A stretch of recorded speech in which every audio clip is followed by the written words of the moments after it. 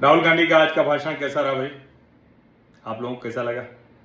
Gen Zs को कैसा लगा या किसी को भी कैसा लगा? मुझे तो एक बात बहुत साफ साफ समझ में आई कि राहुल गांधी के पास बोलने के लिए बहुत कुछ था ही नहीं। उनको साफ साफ समझ में आ रहा था कि इस मसले पर अब सरकार जो कुछ कर रही है उसमें जोड़ने के लिए उनके पास कुछ नहीं है। अधिकतम क्या है कि वो कुछ पुरानी बातें करें, वो कुछ हल्ला हंगामा करें, वो कुछ नुक्ताचीनी करें, वो कुछ ऐसा करें जिससे हेडलाइन बन जाए और उनका पालतू मीडिया इसको भी कहे कि अरे वाह, राहुल गांधी ने क्या अमित शाह को घेरा, क्या नरेंद्र मोदी को घेरा, अरे हवा निकाल कर रख दी। बस राहुल गांधी यही सोच कर आए थे और एक तरह से कहें कि वही उन्होंने किया भी। अब सवाल इसके आगे का है। सवाल यह है कि क्या जो राहुल गांधी को लग रहा है कि चूंकि जो जंतर मंतर पर भीड़ इकट्ठा हुई थी उसने नरेंद्र मोदी को बड़ी गालियां दी, देश के जो भी लोग उनके साथ नहीं शामिल थे उनको गालियां दी, जो लोग उनके साथ भी थे जंतर मंतर के लोगों के साथ लेकिन उन अराजकों के साथ नहीं थे उनको गालियां दी और ये समझाने की कोशिश की कि देखिए हम तो थोड़ा अलग हैं, हम तो थोड़ा कूल हैं, हम तो थोड़ा एकदम अलग हैं, हमारी गालियां ऐसी होती हैं। हालांकि ऐसी आपकी गालियां हैं तो फिर जरा कभी अजीत भारती से भी बीच बीच में मुलाकात कर लीजिए तो अच्छा रहेगा।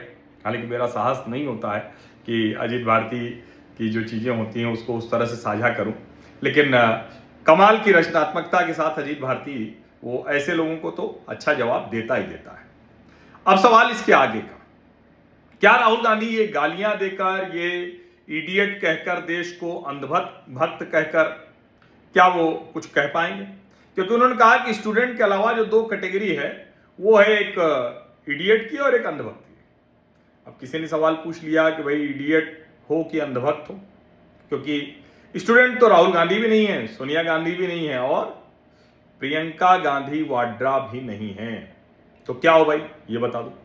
दूसरा, लाख कोशिश के बावजूद जंतर मंतर पर दीपके और दूसरे तिलचट्टों के समर्थन में जनता नहीं खड़ी हुई भाई। दीपके, सौरभ दास, राका ये तो पहले से नरेंद्र मोदी के खिलाफ हैं, उनके खिलाफ लड़ रहे हैं, उनके विरुद्ध हैं, लेकिन ये तो राहुल गांधी को भी कहते हैं भैया ये तो बेकार हो चुका है, ये तो खत्म हो चुका है, इसकी कोई हैसियत नहीं, इसकी कोई स्थिति नहीं। तो भला क्या अब ऐसा हो जाएगा कि वो एकदम से पलट जाएगा मामला? ऐसा भी मुझे नहीं दिखता। तो फिर क्या किया? दरअसल राहुल गांधी को एक हेडलाइन चाहिए और वो हेडलाइन उन्होंने अमित शाह पर हमला करके बना ली।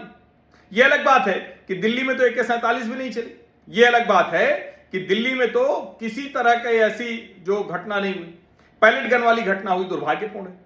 पैलेट गन पर CRPF बताएगी, CAPF बताएगी कैसे हो गया और क्या पुलिस वालों पर ऐसा कुछ हमला हुआ जिसके बाद उनको जान बचाने के लिए ये सब करना पड़ा। ये भी सोचने वाली बात है, ये यूं नहीं चलेगा।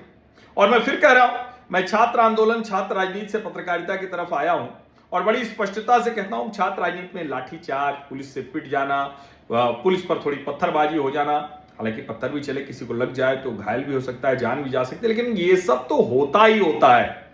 इसमें कुछ नया थोड़ी ना जो नहीं जानता है। पुलिस भर के ले भी जाती है, गिरफ्तारी भी होती है, रिजर्व पुलिस लाइन से छोड़ देती है, वरना कुछ थोड़ा आगे के बाहर के थाने में ले जाकर छोड़ देती है, कभी कभी जेल तक भी ले जाती है। हालांकि मैं कभी जेल नहीं गया हूं, ऐसा मतलब इस तरह के आंदोलनों में मैं जेल नहीं गया हूं, लेकिन हाँ ठीक है, पुलिस दौड़ाती थी, भागते थे, सब कुछ होता था।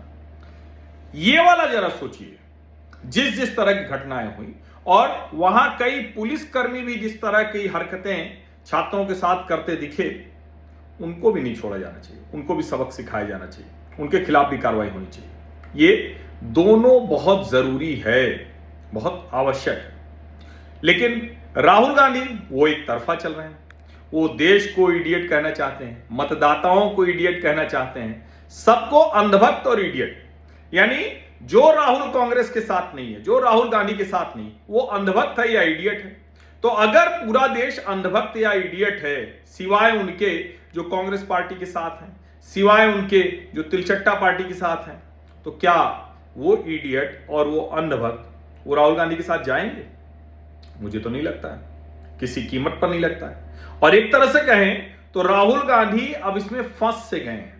एक तरह से कहें तो राहुल गांधी बड़ी मुश्किल में पड़ गए हैं, क्योंकि उनको समझ में नहीं आ रहा है कि इससे कैसे बाहर निकले। हां, उनका अपना एक अंदाज है, भारतीय जनता पार्टी को भी ये सीखना पड़ेगा, सोचना पड़ेगा कि राहुल गांधी की इस वाली शैली से उससे लड़ने का तरीका क्या हो सकता है। ये भारतीय जनता पार्टी को भी सीखना पड़ेगा, सीखेंगे ही।